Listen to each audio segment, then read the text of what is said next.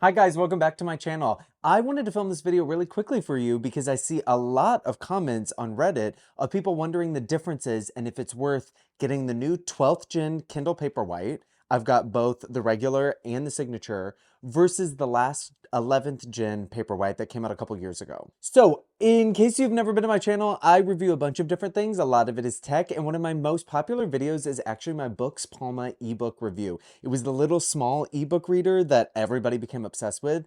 And as much as I loved it, there were too many quirks and it wasn't small enough that I also fell in love with it. I really like the idea, but I have stuck to my Kindle ever since I filmed that review, and I've been using it for years. I have the 11th gen Paperwhite, and I love it. I've been using it for years. I actually prefer reading books on my Kindle over a paper book. I'm dyslexic, and just something about seeing all of the words across 2 pages does not work for my brain. So the Kindle has been a lifesaver. I've read a ton on it. I'm outing myself right now. I'm reading the ACOTAR series, so I am reading Fairy Smut. So there you go. I was actually really surprised that Amazon ended up just launching the new Paperwhite. I did not see that coming. They do have a version that has a color screen that's coming out later this year. Color to me is not particularly important because I don't read like graphic novels and everything I read is just plain text. So like I mentioned before, I have the standard version of the Paperwhite, and now I actually have the signature version, which I've never had before, and I didn't really understand the differences, but I have found that there's more than originally meets the eye. So you can see they've got the new updated screen. It's now a 7-inch screen, which is slightly bigger than the 11th gen that was 6.8. I thought that I wasn't going to like the fact that the screen is bigger because this was already a little too large for me, but you might be able to tell right here. The new Paperwhite, the screen is rounded and the corners are more rounded than the older one. And this might not seem like a big difference, but it actually is a big difference in the hand. Yes, these are bigger, they physically feel bigger, but because everything is a little bit softer and even the back edge is a little bit more rounded, it feels nicer to hold. Like there's something about this that I like holding more than the older version, which was actually really surprising to me. The new versions come in black like you would expect. They also come in this, I think, raspberry pink color and this jade color. Now, the standard version of the Paperwhite comes with this matte back and it's plastic, and the signature version comes with this metallic looking back. Now, when I read this online, I thought this was going to be like literally metallic. It was going to be a little heavier. It was going to be made of metal. It is not. It is just a different kind of paint and coating that makes it look metallic. It is really nice. It actually does like, it changes the feeling of the device a little bit and it'll make it stand out a little bit more, but at the end of the day, it's still lightweight plastic. So both versions of the Paperwhite are really thin and light. They have very long battery lives. They have the updated screen, which I'll get into in a little bit, and they last for months basically on a single charge. They're also IPX waterproof, so you can go swimming or be in a tub with these, which is actually really helpful because you can drop them in 2 meters of water for 30 minutes and they're rated to be totally fine. The screen technology that they use is different, and I'm going to show you some examples in just a minute, but something small to note, on the older version of the Paperwhite, you might be able to see this lip right here. Now this lip is just where the body meets the screen. It protects the screen, but it's just enough of a lip that lint or dirt will kind of get trapped on the edges and you have to clean it.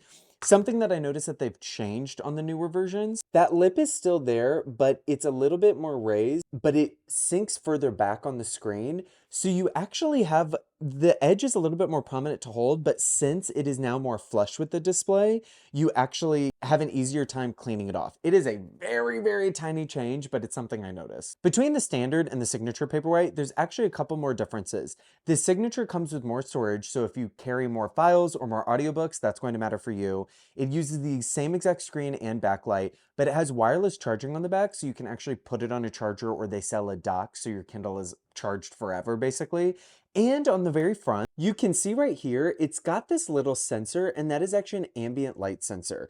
And when I first read this, I didn't think it was going to matter. I've been using it, and I actually like the ambient light sensor. It just very smoothly adjusts, and you have a couple of settings that you can change, but it's just one less thing that I have to adjust because I have the warmth of the screen set to sunset and sunrise, and now I have the display changing automatically, and it does it in a very subtle way, which I actually really like. Something else to note, which I was not aware of, between the standard and the signature comes with ads by default and the signature does not, which the price difference between these two is not that big. And when you're already having to pay $20 to remove ads from the standard, it makes the signature a lot more interesting to me, especially because you get these few added benefits on top of that. So I'm gonna change up my camera setup, and I'm just gonna show you guys the differences between the older version and the new version, because the new screen has higher contrast, it's a little bit warmer, but it is so much faster. It's like shockingly fast in a way that makes everything easier. So let's switch it up and I'm gonna show you all the differences. So we've got both Kindles sleeping,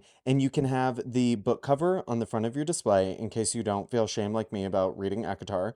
So I'm gonna go ahead and unlock the device, and you can already see some of the differences in the speed. Okay, so we've switched and we've switched. You might have noticed a little bit of a speed difference there, but I'm gonna go ahead and make the screens the same brightness. Okay, so these are the screens at the same brightness. They're at the brightness level 14 and the warmth level 10. So it's a good medium, and I think it can show you already some of the differences. Some people on Reddit have commented on the fact that the new Paperwhite right here is a little bit warmer, which I actually really like. The old one could look a little bit blue when you have the cool light on, which isn't the most pleasing thing because no book looks blue. So I actually like this update.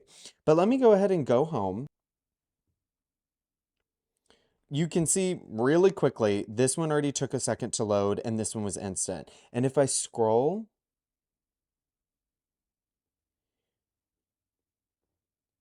the scrolling on the left on the new Paperwhite is just pretty much instant. Even if I go to search, when you type, and you probably, if you have a Kindle, you've seen this before, typing takes a little bit of effort because there's always a delay. On the new screen, there's like no delay.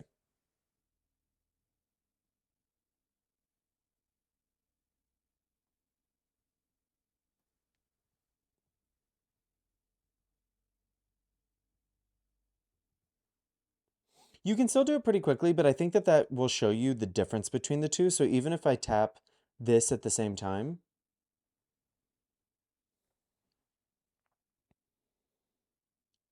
the screen being faster on the new Paperwhite and the processor most likely being faster makes everything feel really snappy. I've never really thought that my Kindle felt old. I just assumed that e-ink has limitations, and now I've learned e-ink does not have limitations. This is so much faster. If I go back to the book, I'm gonna actually show you the differences in dark mode. So all you have to do is swipe down from the very top and you hit dark mode right here, and you can see it inverted the screen. So when I go to new pages, you can see that the Paperwhite on the left, the newer one, is doing things a bit faster and can show more text on the screen because the screen is just slightly larger. Even though the screen's larger, like I mentioned before, the design improvements in the corners of the screen make this device much easier to hold and feel more comfortable. So that's the new Paperwhite. I am actually really surprised by this update. I didn't see it coming. I actually really like the small quality of life improvements that they've made with the new generation. Now, if you're wondering if you should upgrade, it's really up to you. The colors are very fun.